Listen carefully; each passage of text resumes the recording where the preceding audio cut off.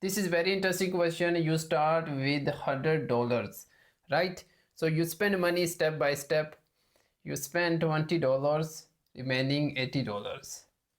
You spend $30, remaining $50, right? You spend $40, remaining $10. You spend $10, remaining 0. Now, now let's add columns, right? So here is 20 plus 30 plus 40 plus 10, $100, right? And you count 80 plus 50 plus 10, $140. How can I start with $100, but when I count sides I get $240?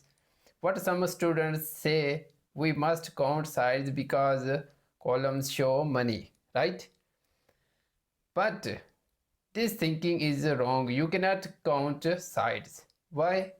The spend column shows real money used. The remaining total columns shows the same money again, just at different times. You are counting the same $100 multiple times. The remaining amounts are snapshots, not new money. Only the spent column should be added. The total remaining column must not be summed.